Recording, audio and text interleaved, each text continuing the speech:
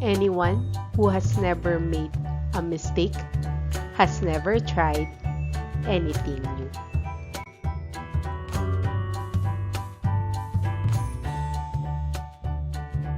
So let's learn and enjoy mathematics.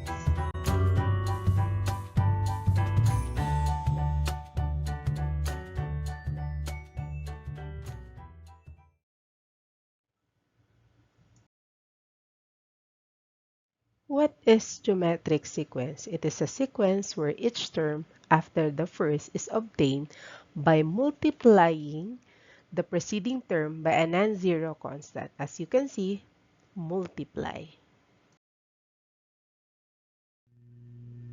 Let us see the example of the geometric sequence. So that becomes 3 times 2 is 6, 6 times 2 is 12, 12 times 2 is 24, and 24 times 2 is equal to 48.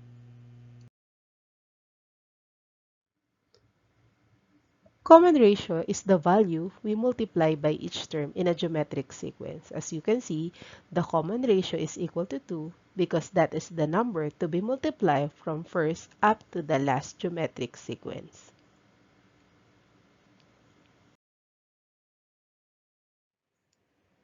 How to get the common ratio? It can be determined by dividing any term in the sequence by the term that precedes it.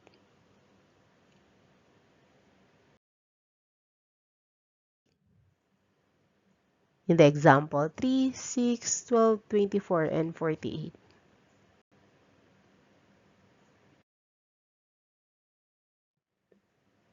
6 divided by 3 equals 2. 12 divided by 6, the answer is 2. 24 divided by 12, the answer is equal to 2. 48 divided by 24 equals 2. So the common ratio of this geometric sequence is equal to 2.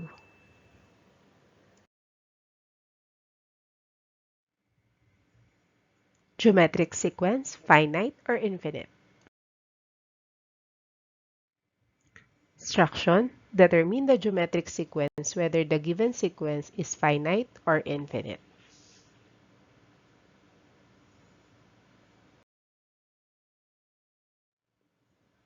Question number 1. Is this an example of the finite or infinite geometric sequence? Any idea? Correct. The answer is finite.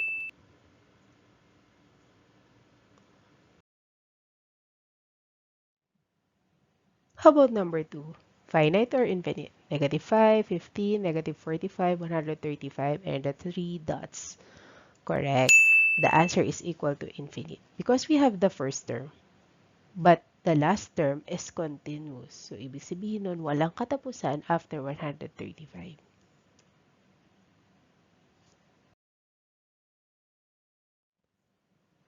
How about number 3? In the sequence 2, 12, 72, 432, and the 3 dots. Correct. The answer is also infinite.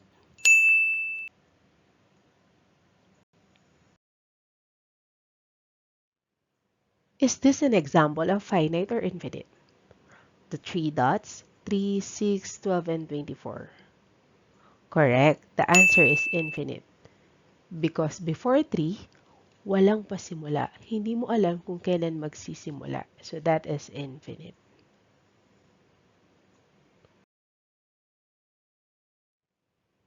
How about number 5? Finite or infinite? Correct. The answer is infinite. Because we have the first term. We have the common ratio, but we have no last term.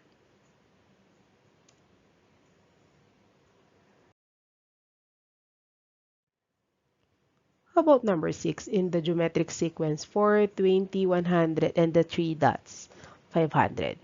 Finite or infinite? Correct, finite, because we have the first term and the last term.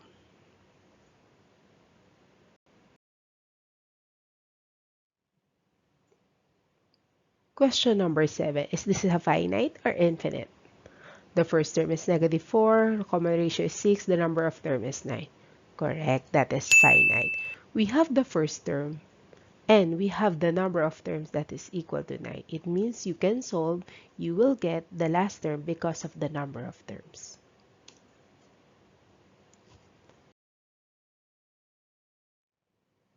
How about number 8? Finite or infinite geometric sequence? Correct. The answer is equal to infinite.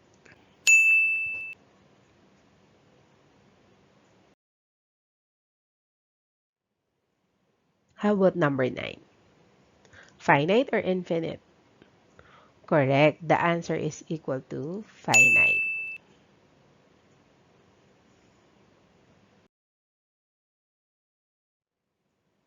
How about number 10? In the geometric sequence 1, 2, 4, and the 3 dots, and n equal to 6. Finite or infinite? Correct. Finite. Because you have the first term and you have the last term because n is equal to 6. Let us familiarize about geometric sequence. Question number 1. Find the fifth term if the first term is 5 and the common ratio is equal to 2. Let us identify the fifth term.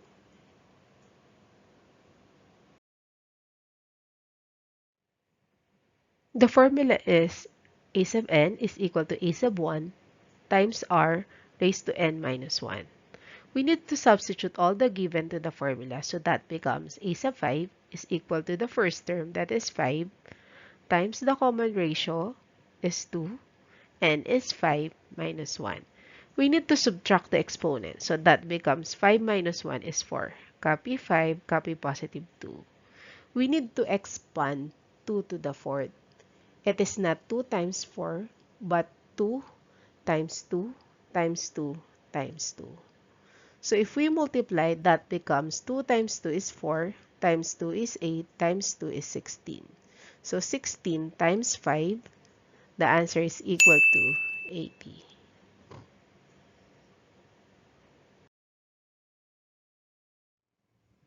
Question number 2. Find the seventh term of the geometric sequence 2, 6, 18, and 54. The first term is 2. The common ratio 6 divided by 2, the answer is equal to 3. And the number of terms, that is equal to 7.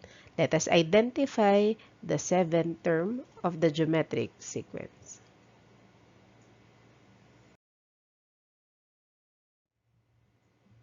Formula is a sub n is equal to a sub 1 times r raised to n minus 1.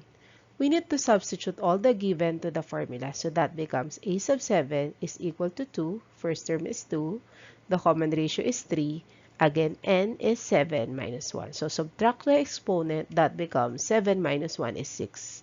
We need to expand 3 to the 6, so that becomes 2 times 3 times 3 times 3 times 3 times 3 times 3. So 3, 6.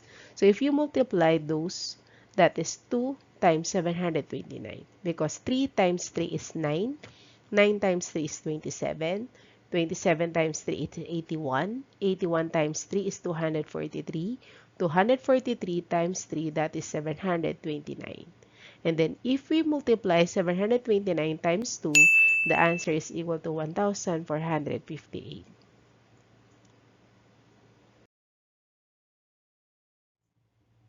The first term of the geometric sequence is 3, and the common ratio is 2. What is the eighth term?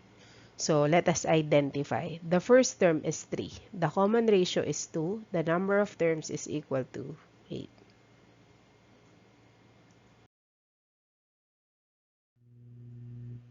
What is the formula to be used?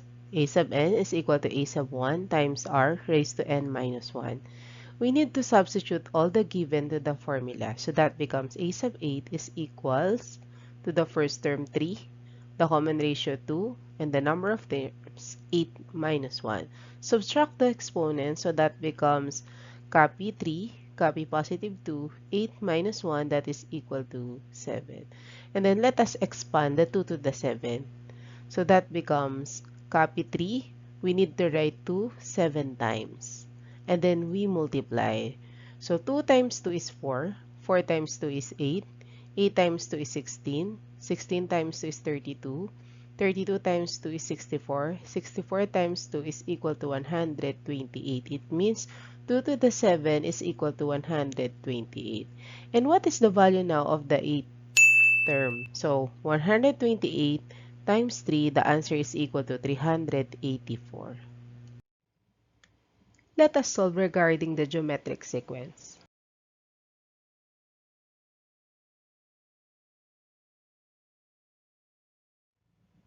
Question number 1.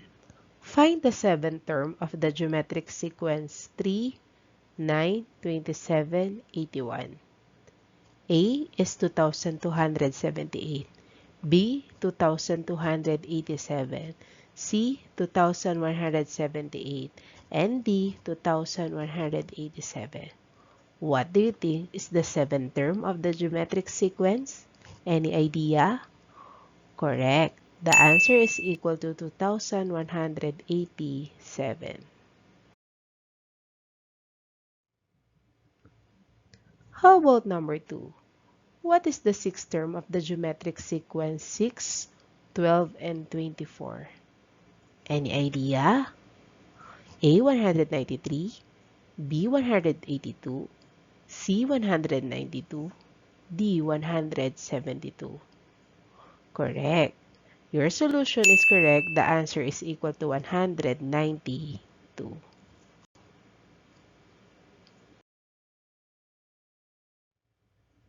Question number 3. Determine the eighth term of the sequence 8, 16, 32, and 64. What is the eighth term? A. 512, B. 256, C. 128, D. 1024. What is your solution? Correct. The answer is equal to 512.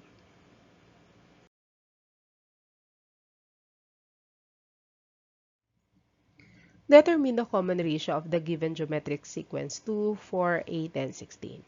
What is the common ratio? Correct. The answer is equal to positive 2 because 4 divided by 2, the answer is equal to 2.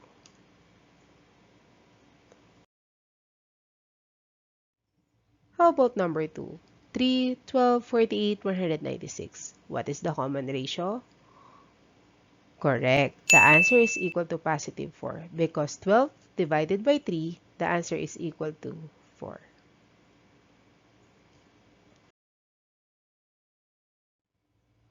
How about number 3? What is the common ratio of the geometric sequence 5, 15, and 45? Any idea? Correct. The answer is equal to positive 3 because 15 divided by 5 is 3 or 45 divided by 15, that is also equal to 3.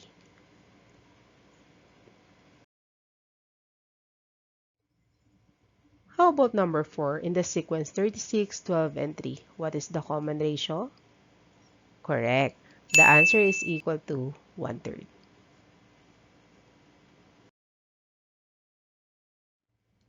Last, how about number 5? 72, 36, 18, and 9. What is the common ratio? Correct. The answer is equal to 1/2. Because 9 divided by 18, lowest term, the answer is equal to 1/2. Or 18 divided by 36, the answer is also equal to 1/2. Or 36 divided by 72, get the lowest term, that becomes 1/2.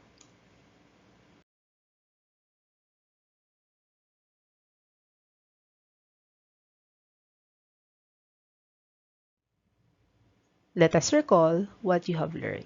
Geometric sequence, it is a sequence where each term after the first is obtained by multiplying the preceding term by a non-zero constant. So we need to multiply from first up to the last term.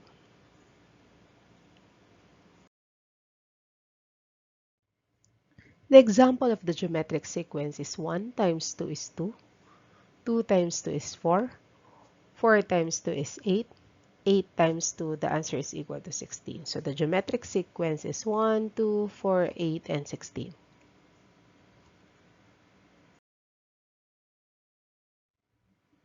Common ratio, the value we multiply by each term in a geometric sequence. So the common ratio in this sequence is 2.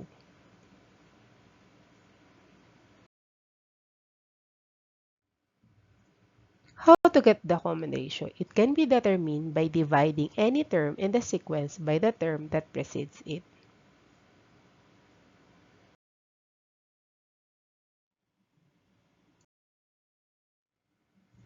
So the common ratio is equal to 2 because 2 divided by 1 is 2, 4 divided by 2 is 2, 8 divided by 4 is 2, 16 divided by 8, the answer is equal to 2.